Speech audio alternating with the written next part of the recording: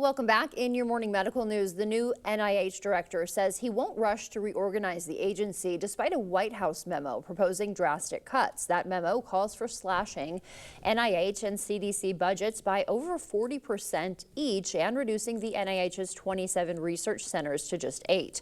Separately, the NIH will cut funding from universities with diversity programs or those boycotting Israeli companies.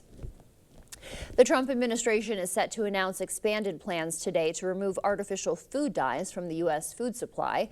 This builds on the FDA's January ban of red dye number 3, enacted under the Biden administration, to now include other petroleum-based dyes used to make food and drinks more colorful.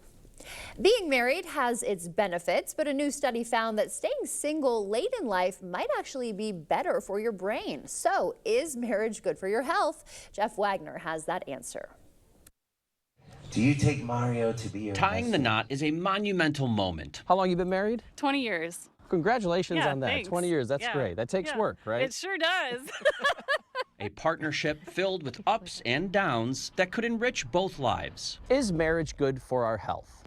Yes. I think it keeps you engaged and constantly checking in with somebody. We're each other's best friends, so we can lean on each other in good times and in bad. The quality of that relationship is more important than just having a relationship. Dr. Behnam Sabayan is a vascular neurologist. Why might marriage be good for our health? First of all, you would have a strong emotional connection, and you have a person that you can vent to.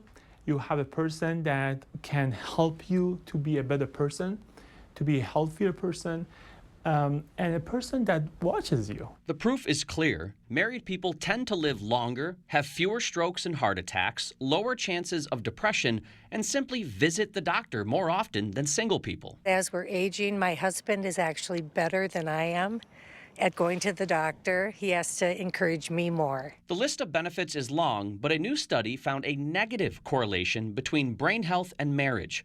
24,000 people over 50 years old, some married, some single, participated.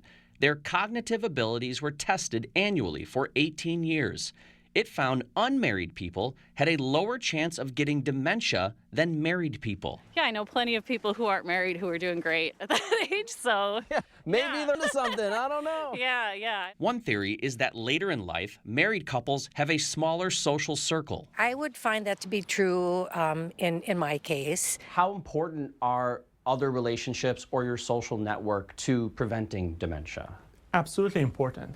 Having social connection and ties, meaningful, enriched with a lot of learning and interaction and playing positive role, is very important for development of the brain and staying sharp. That being said, Dr. Sabayan says the study doesn't prove that marriage causes dementia, just that there's an association worth more research. Loneliness is definitely not good for your health, and not good for the heart health, but also brain health.